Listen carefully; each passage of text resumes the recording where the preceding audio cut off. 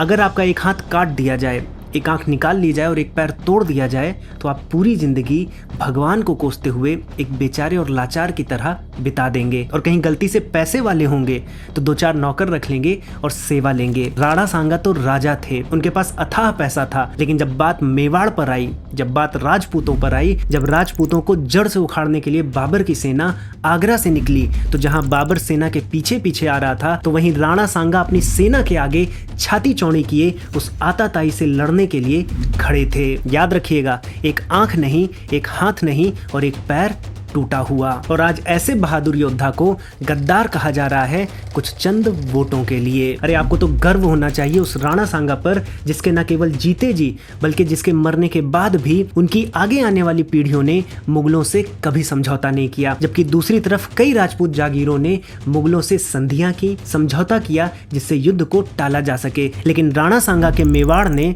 ऐसा कभी नहीं किया। राणा सांगा ने 18 बड़े युद्ध लड़े, बाबर को भी हराया, और जिस खानवा के युद्ध में बाबर जीता वहां राणा सांगा मरे नहीं थे, बस घायल हुए थे। उनको तो अपनों ने मारा, जो इस बात की गवाही देता है कि हमारा देश गद्दारों से भरा पड़ा है और उनमें से कुछ गद्दार आज भी जिंदा हैं। साथियों, आप सभी का हाइपर क्वेस्ट के एपिसोड नंबर 144 में स्वागत है। आज मैं आपको इतिहास के पन्नों में पीछे ले चलूंगा और दिखाऊंगा कि कौन कितना बड़ा गद्दार है। साथियों, आप सभी हाइपर क्वेस्ट चैनल को सब्सक्राइब कर लें, बेल आइकन को प्रेस करके नोटिफिकेशंस भी ऑन कर लें, जिससे हमारी वीडियोस आपको सबसे पहले मिले। अब बिना किसी विलंब के आज की वीडियो को प्रारंभ करते हैं।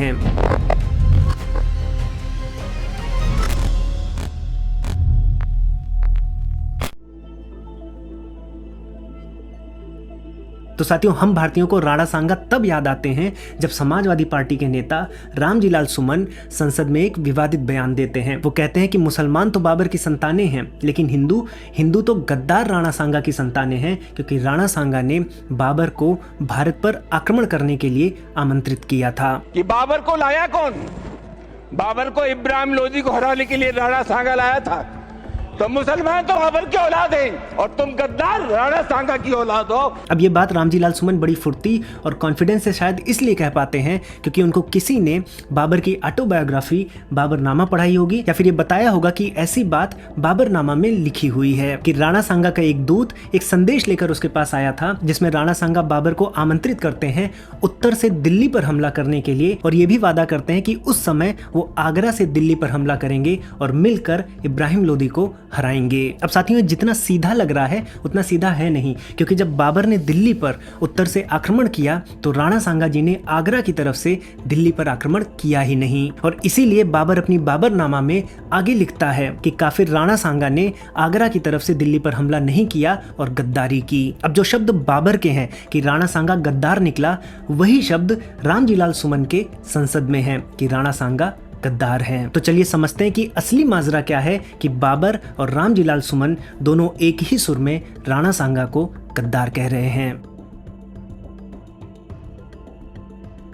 अब साथियों, ये पूरा मामला अर्ली 16th सेंचुरी का है, और अगर इस मिस्ट्री को सॉल्व करना है कि बाबर ने आखिर भारत पर आक्रमण क्यों किया, तो हमें आक्रमणकारी बाबर, दिल्ली में बैठा सुल्तान इब्राहिम लोदी और मेवाड़ के राजा राणा सांगा, इन तीनों की तत्कालीन स्थितियों को समझना पड़ेगा। और आप सभी को पता है कि दिल्ली नए नए राजाओं का गढ़ रही है। अगर किसी ने भी पंजाब के रास्ते भारत पर आक्रमण किया है तो उसका पहला गोल होता था दिल्ली पर कब्जा करना। तो आइए सबसे पहले दिल्ली में बैठे सुल्तान इब्राहिम लोदी के बारे में जानते हैं। साथियों, लगभग 500 साल के संघर्ष के बाद किसी विदेशी आक्रमणकारी ने 1192 में एक भारतीय नेटिव किंग को हराया था। यह आक्रमणकारी मोहम्मद गोरी था और हारने वाले राजा पृथ्वीराज चौहान थे। और पृथ्वीराज चौहान जी के हारने के बाद पहली बार दिल्ली पर किसी विदेशी का कब्जा हो गया था। अब इसके बाद मोहम्मद गोरी तो वापस चला जाता है, लेकिन अपने गुलामों को दिल्ली की सत्ता पर बैठा कर जाता है, और यहीं से शुरू होती है दिल्ली सल्तनत। ये दिल्ली सल्तनत 1206 से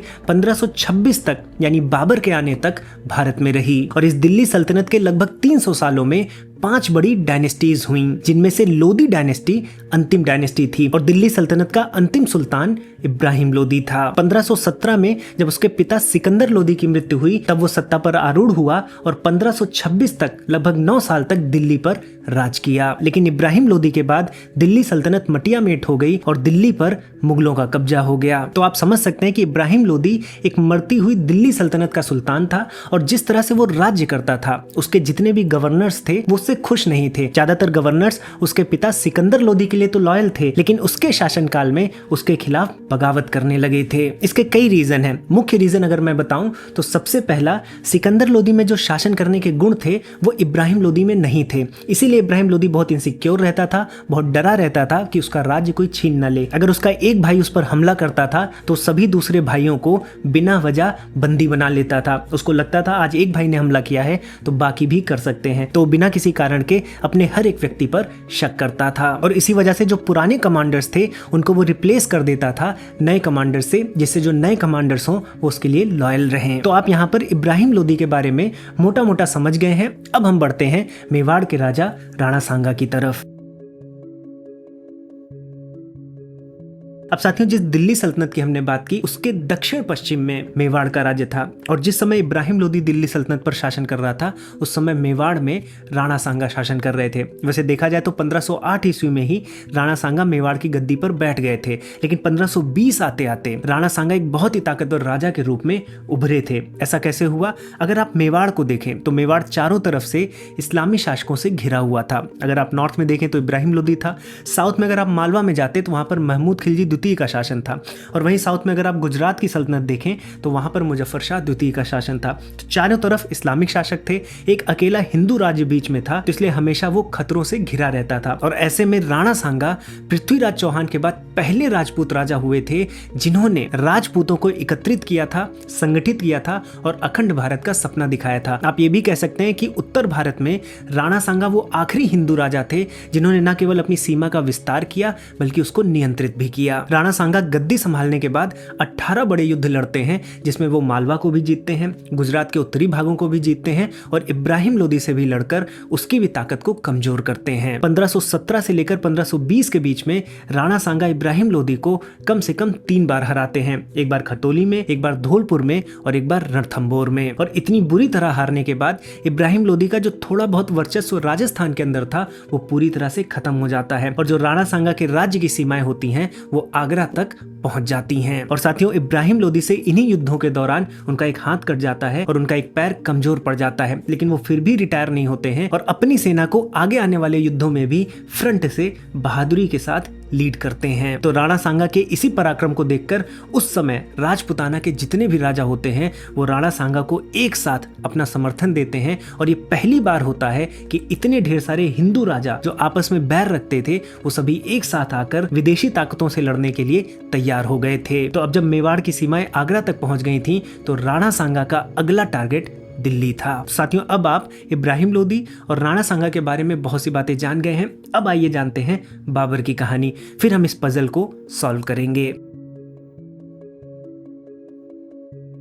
साथियों, आज के समय में अक्सर ये प्रश्न उठाया जाता है कि आज आधुनिक समय में रामायण और महाभारत की या फिर वेद पुराणों की क्या आवश्यकता है। साथियों, जब परिस्थितियां प्रतिकूल होती हैं, जब आपको आशा की कोई किरण नहीं दिखाई देती, तब आपके जो आदर्श होते हैं इतिहास में वही आपका बेड़ा पार लगाते हैं। आपको याद होगा कि जब छत्रपति संभाजी महाराज औरंगजेब के सामने खड़े थे तो औरंगजेब के सामने इसीलिए टिक पाए क्योंकि औरंगजेब में उन्हें रावण दिखा और अपने अंदर हनुमान जी। और ऐसे ही वीर राणा सांगा एक हाथ और एक पैर के दम पर बाबर से लड़ पाते हैं क्योंकि उन्हें अभिमन्यु के बारे में पता था जो अकेले कितने महारथियों से लड़ गया था। तो आपका इतिहास और आपके पूर्वजों का ज्ञान विपरीत परिस्थितियों में एक शक्ति के रूप में उभरता है और इसी दिशा में हमारे भारतीय ज्ञान से हमको ज्यादा से ज्यादा लाभ हो, हम विपरीत परिस्थितियों में अच्छा कर सकें और अपने जीवन में आगे बढ़ सकें। हमने शिक्षणम प्लेटफॉर्म बनाया है जहां पर आप वेदों के ज्ञान को, उपनिषदों के ज्ञान को, दर्शनों को, हमारे प्राचीन आचार्यों के ज्ञान को अपने फोन पर ही सीख सकते हैं। 1 लाख से ज्यादा विद्यार्थी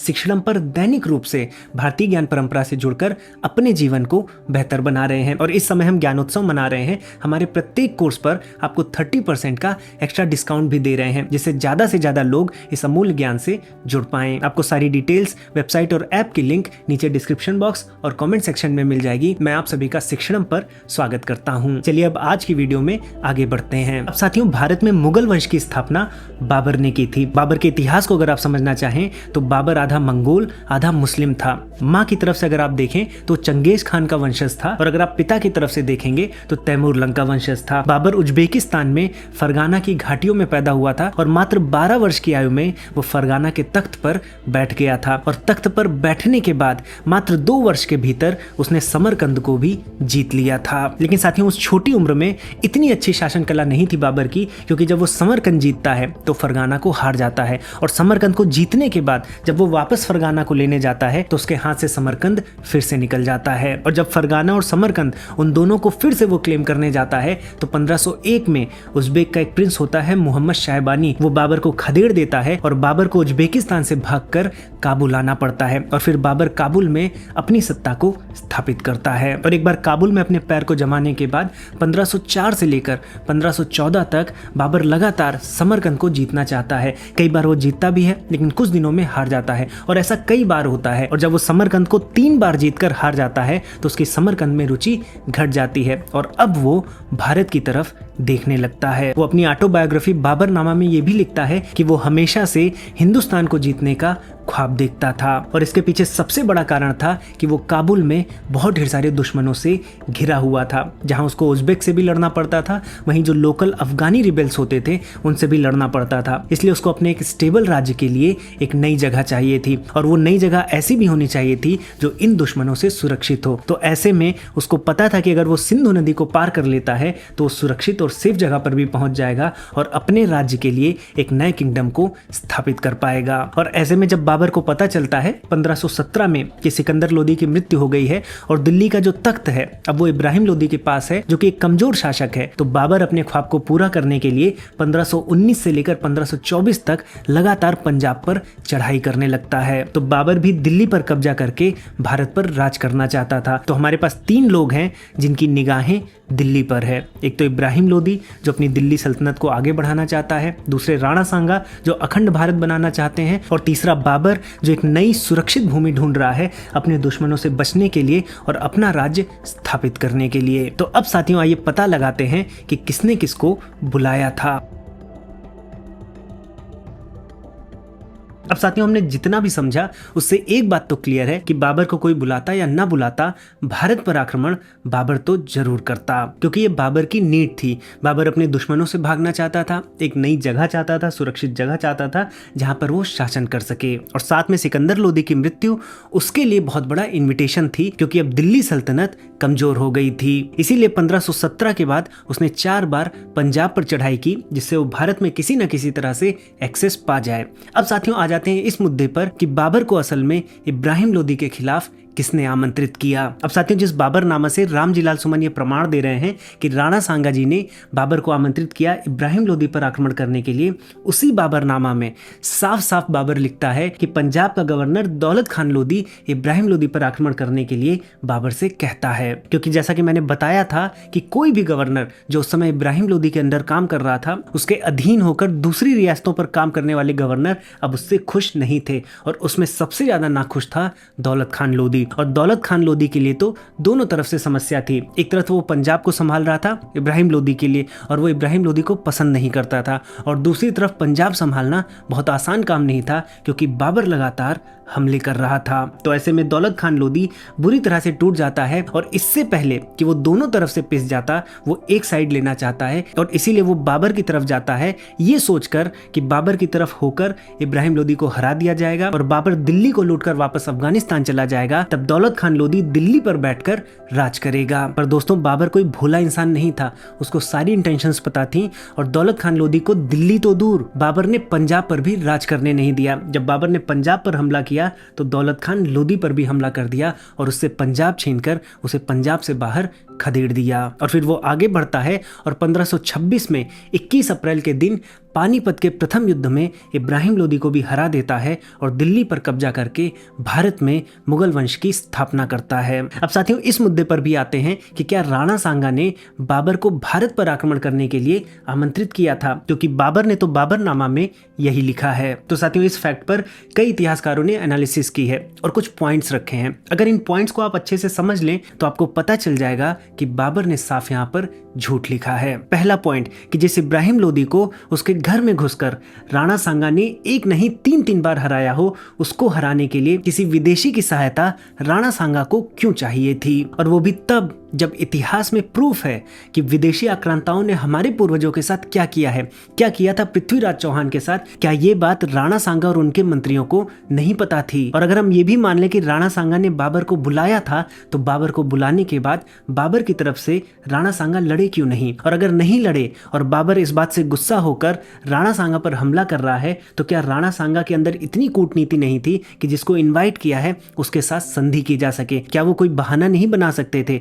राणा सांगा बाबर से एक नहीं 2 बार लड़ते हैं, जो दिखाता है कि राणा सांगा बाबर से किसी भी तरह के समझौते के लिए नहीं तैयार थे। तीसरा, मान लीजिए कि ये स्ट्रैटेजी थी राणा सांगा की बाबर को बुलाकर इब्राहिम लोदी से लड़वाने की और खुद दूर बैठकर इस लड़ाई को देखने की, और जो जीतता उससे फिर राणा सांगा लड़कर दिल्ली पर कब्जा करते। मान लीजिए कि ये स्ट्रैटेजी का पार्ट था, तो क्या ये स्ट्रैटेजी राजपूतों के दस्तावेजों में ना मिलती? राजपूत क्या इसका गुणगान नहीं करते? क्यों किसी राजपूत दस्तावेज में आज तक नहीं कहीं पर मिला है कि राणा सांगा ने बाबर को आमंत्रित किया था? वहीं अगर आप राजपूत दस्तावेजों में देखेंगे तो जो बाबरनामा में लिखा है कि दौलत खान लोदी ने बुलाया था, वो राजपूत दस्तावेजों में भी मिलता है। तो जो दौलत खान लोदी ने आमंत्रित किया इब्राहिम लोदी से लड़ने के लिए, वो बात बाबरनामा में भी है, वो बात राजपूतों के दस्तावेज में भी है। लेकिन राणा सांगा ने बाबर को बुलाया, ये केवल बाबरनामा में है जो बाबर की जुबानी है, और किसी भी दस्तावेज में, चाहे वो मुगलिया दस्तावेज हो या राजपूतों के दस्तावेज हो, कहीं पर नहीं दिया गया है। तो इस बात का कोई कोरोबरेशन बाबरनामा के अलावा किसी भी डॉक्यूमेंट, किसी भी दस्तावेज में क्यों नहीं मिलता? ये कोई छोटी मोटी बात नहीं है कि एक राजा किसी दूसरे राजा से संधि कर रहा हो, समझौता कर रहा हो, उसे आमंत्रित कर रहा हो, और उसके ही राज्य और उसकी आगे आने वाली पीढ़ियों ने इस स्ट्रेटजी के बारे में नहीं लिखा हो। और मान लीजिए एक बार के लिए राणा सांगा का ये प्लान फेल हो गया हो, वो बुलाए हो बाबर को, उसके बाद बाबर इब्राहिम लोदी को हरा कर वापस ना गया हो और उल्टा राणा सांगा पर हमला कर दिया हो, तो क्या इस फेलियर के बारे में किसी ने नहीं लिखा होगा? सभी राजपूत इतने भी लॉयल नहीं थे राणा सांगा के लिए, बहुत से ऐसे राजपूत थे जो राणा सांगा के खिलाफ भी थे। तो अगर अपने राजपूतों ने नहीं लिखा, लेकिन ऐसा क्या हुआ कि दुश्मन राजपूतों ने भी राणा सांगा जी के इस फेलियर के बारे में नहीं लिखा? चौथा, आप रीमा हुजा की किताब पढ़ेंगे ए हिस्ट्री ऑफ राजस्थान, तो वहां पर यह भी क्लेम किया गया है कि अगर आप राजपूत वर्जन पर जाएंगे और राजपूत सोर्सेस को देखेंगे तो कई सोर्सेस में यह तक माना गया है कि राणा सांगा ने बाबर को नहीं, बल्कि बाबर ने राणा सांगा की हेल्प मांगी थी इब्राहिम लोदी से लड़ाई करने के लिए। और जब बाबर ने राणा सांगा से हेल्प मांगी थी तो राणा सांगा जी ने यह संदेश भिजवाया था, क्योंकि इब्राहिम लोदी हम दोनों का कॉमन एनिमी है तो हम साथ में लड़ सकते हैं। लेकिन इस संदेश को भिजवाने के बाद हो सकता है कि मंत्रियों ने और सलाहकारों ने इस बात को समझाया हो कि ये गलत कदम है, हम एक विदेशी आक्रांता की तरफ से नहीं लड़ सकते, और इसीलिए ही राणा सांगा जब बाबर ने पानीपत के प्रथम युद्ध में इब्राहिम लोदी के खिलाफ आक्रमण किया तो राणा सांगा जी ने नहीं किया। लेकिन साथियों, इन सब आर्गुमेंट के बाद एक आर्गुमेंट अभी भी बचता है कि फिर वो क्या रीजन रहा कि बाबरनामा में बाबर ने इस बात को मेंशन किया। हमें यहाँ पर एक दो चीज समझनी पड़ेगी। बाबर इब्राहिम लोदी पर जब आक्रमण करता है तो अपनी सेना को यह आश्वासन दिलाता है कि इब्राहिम लोदी को हराने के बाद, दिल्ली पर कब्जा करने के बाद जिसको भी अफगानिस्तान वापस जाने का मन करेगा उसको वो छोड़ देगा। तो सेना को यह विश्वास दिलाकर बाबर आया था। लेकिन जब बाबर ने दिल्ली पर कब्जा किया और जब उसको राणा सांगा के बारे में पता चला तो उसको ये पता चल गया था कि दिल्ली भी एक सेफ जगह नहीं है, क्योंकि उसके पड़ोस में एक ताकतवर राजा का शासन है और जब तक वो उससे नहीं जीत लेगा तब तक वो शांति से अपने शासन को नहीं कर सकता। तो राणा सांगा के खिलाफ युद्ध छेड़ने के लिए उसको एक रीजन चाहिए था, और इस रीजन को जस्टिफाई करने के लिए उसने अपने बाबरनामा में इस रीजन को इजाद किया। और आपको ये बात जानकर हैरानी होगी कि बाबरनामा लिखते समय ज्यादातर समय बाबर नशे में रहता था। बाबर शराब का आदी था, पूरे दिन शराब पीता था, और इस बारे में उसने बाबरनामा में खुलकर लिखा है।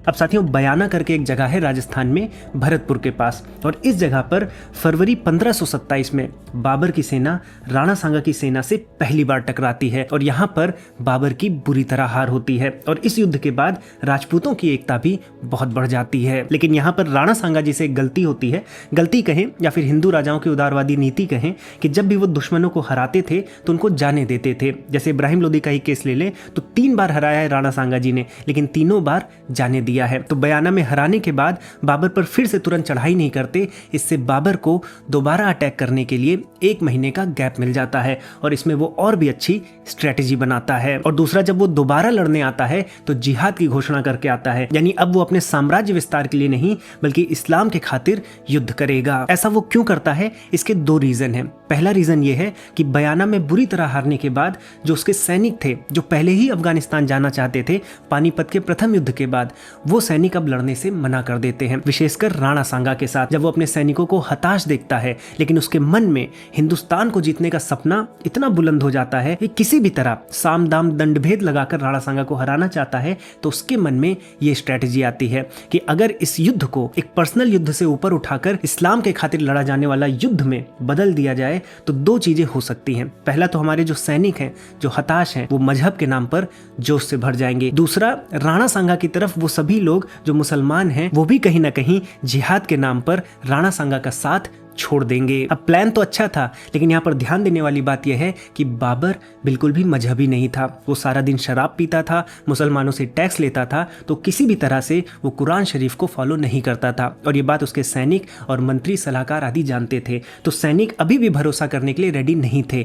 उनको भरोसा दिलाने के लिए बाबर ने उसी दिन शराब छोड़ दी, जितनी भी शराबें पड़ी थी उनको तोड़वा दिया और शराब को बैन करा दिया। साथ में मुसलमानों से जो वो टैक्स लेता था उसको भी बंद कर दिया। इतना करने के बाद सैनिकों को लगा कि बाबर यहाँ पर सीरियस है, इसीलिए उसके सैनिक मजहब के नाम पर लड़ने के लिए तैयार हो जाते हैं। तो बाबर अब गाजी बनना चाहता था और इसीलिए काफिर राणा सांगा के खिलाफ उसने जिहाद छेड़ दिया। इस बार उसकी सेना और भी जोश से भरी हुई थी और उसने इस बार तोपों और बारूदों का और भी अच्छे तरीके से प्रयोग किया। साथियों, राणा सांगा की जो सेना थी वो तोपों से और बारूदों वाले वेपन से लड़ने के लिए अकस्टम नहीं थी। जब तोप गोले फेंकते थे तो बहुत ढेर सारे सैनिक एक साथ मरते थे। साथ में उन गोलों की आवाज और आघात से जो हाथी थे राणा सांगा की सेना में वो पागल भी हो गए और वो पागल हाथी अपनी ही सेना के सैनिकों को कुचलने भी लगे थे। इसके साथ एक प्रॉब्लम और थी। राजपूतों को एकत्रित तो किया गया था, संगठित किया गया था, लेकिन चूंकि राजपूत अपनी अपनी टुकड़ी लेकर आए थे तो जब कोई एक राजपूत मरता था तो उसकी टुकड़ी युद्ध में आगे लड़ने से मना कर देती थी। एक राजपूत मरा तो उसके साथ साथ 5000-6000 सैनिक वापस लौट जाते थे। ऐसे में राणा सांगा ने निश्चय किया कि मैं आगे जाकर लड़ाई करूंगा, जिससे जो पीछे जितने सैनिक हैं वो मुझे एक राजा मानकर पूरे गर्व और शौर्य के साथ लड़ाई करें। जब राणा सांगा आगे जाते हैं हाथी पर बैठकर, तो बाबर एक स्ट्रेटेजी लगाता है। बाबर एक तीरंदाजों की टुकड़ी को स्पेशली राणा सांगा पर लगा देता है। तो ऐसे में जब राणा सांगा पर बाणों की वर्षा होती है तो एक तीर उनके माथे में आकर लगता है और वो बेहोश हो जाते हैं। वो हाथी के ऊपर अपनी जगह पर गिर जाते हैं, जिसको सेना देखकर निराश होती है। यहाँ पर बेहोश राणा सांगा जी को युद्ध के मैदान से बाहर ले जाया जाता है और तुरंत ही जो उनके साथ आए थे अज्जा जी, वो उनके मुकुट को धारण करके सेना के नेतृत्व को पुनः संभालते हैं। सेना एक बार फिर खड़ी होती है, लड़ाई करती है, लेकिन बाबर की तोपों के सामने नहीं टिक पाती और इसमें बाबर की जीत होती है। अब साथियों, जब राणा सांगा को होश आता है तो उनको लगता है कि बाबर हार चुका है और मेवाड़ जीत गया है, लेकिन उनको बताया जाता है कि बाबर हारा नहीं है।